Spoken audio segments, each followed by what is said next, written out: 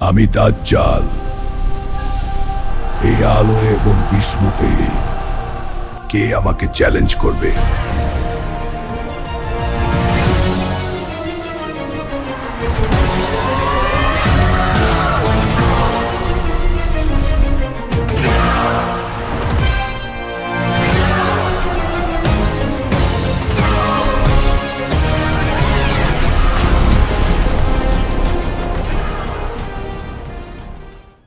কল্পনা করুন, আপনি সকালে ঘুম থেকে উঠলেন, সূর্য মাথার উপর উঠল, কিন্তু দুপুর গড়িয়ে বিকেল হচ্ছে না।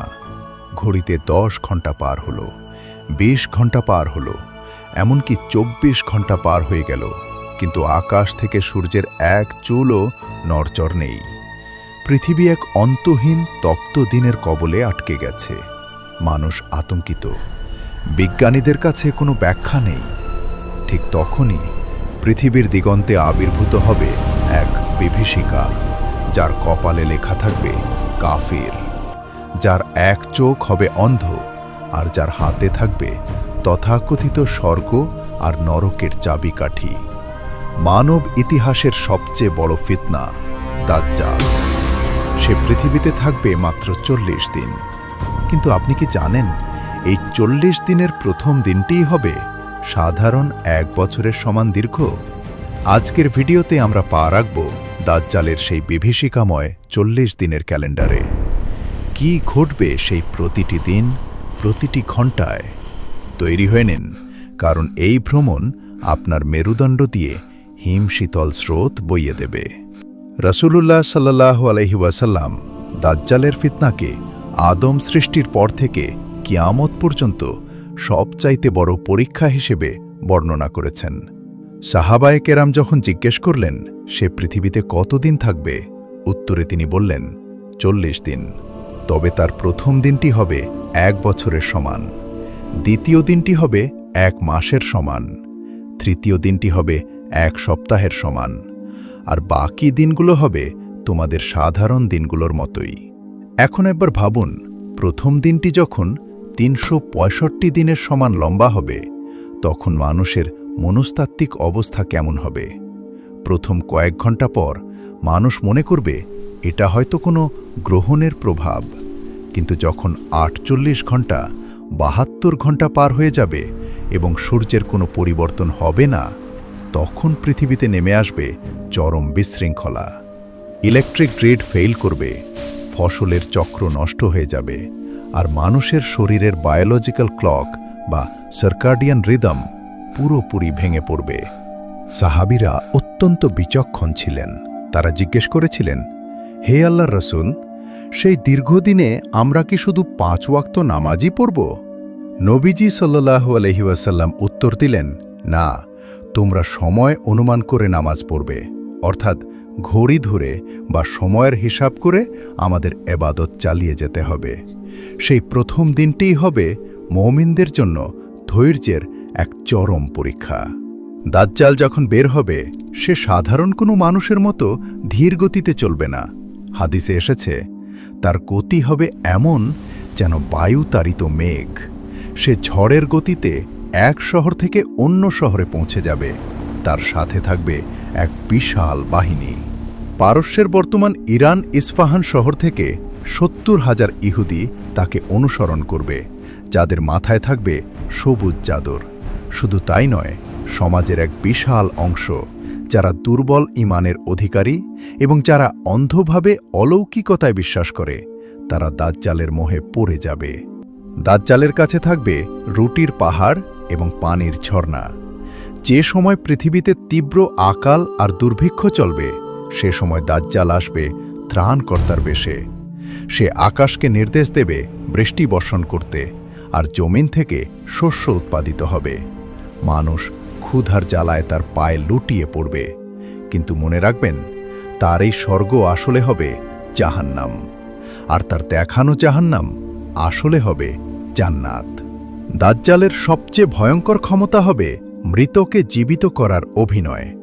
সে একজন মানুষের কাছে গিয়ে বলবে, আমি যদি তোমার মৃত বাবা মাকে জীবিত করে দিই, তবে কি তুমি আমাকে ঈশ্বর বলে মানবে? লোকটি বলবে, হ্যাঁ।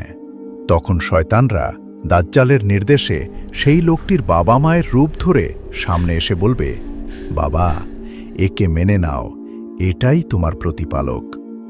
কি নিদারুণ সেই পরীক্ষা! নিজের চোখের সামনে প্রিয়জনদের ফিরে পাওয়ার লোভে কোটি কোটি মানুষ ঈমান হারাবে, কিন্তু প্রকৃত মুমিনরা সেদিনও অটল থাকবে। দাজ্জাল পুরো পৃথিবী চষে বেড়াবে, তার পা পড়বে না এমন কোনো জনপদ থাকবে না। তবে দুটি পবিত্র শহর মক্কা এবং মদিনা তার জন্য নিষিদ্ধ থাকবে। দাজ্জাল যখন মদিনার কাছে আসবে, সে মদিনার সীমানায় প্রবেশ করতে পারবে না, কারণ প্রতিটি প্রবেশপথে ফেরেশতারা তলোয়ার হাতে পাহারা দেবেন। তখন মদিনায় 3টি ভূমিকম্প হবে, যার ফলে মদিনায় লুকিয়ে থাকা মুনাফিকরা শহর থেকে বেরিয়ে দাজ্জালের দলে যোগ দেবে। শহরটি পবিত্র হয়ে যাবে। প্রথম বছরের সমান দিনটি শেষ হওয়ার পর শুরু হবে দ্বিতীয় দিন, যা হবে 1 মাসের সমান দীর্ঘ। এরপর তৃতীয় দিনটি হবে 1 সপ্তাহের সমান। কেন এই সময়ের সংকোচন?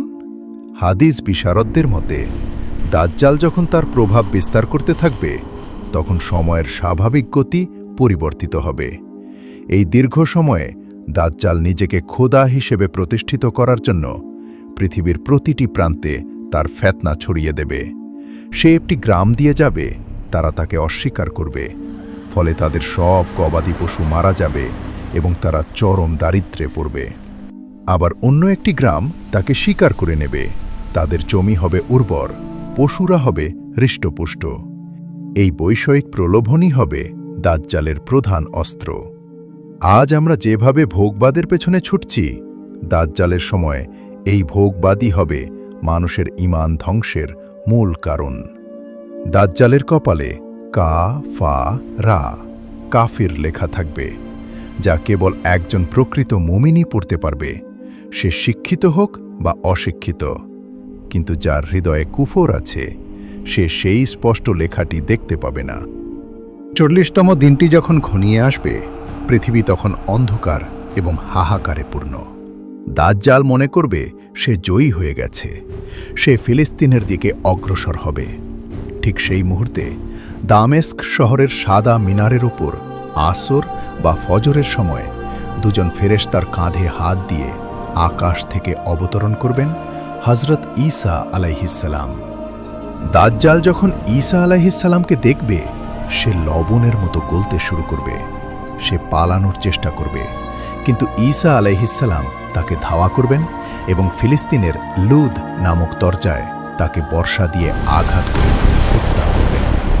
দাজ্জালের মৃত্যুর সাথে সাথে পৃথিবীর বুক থেকে এক অভিশপ্ত অধ্যায়ের অবসান ঘটবে।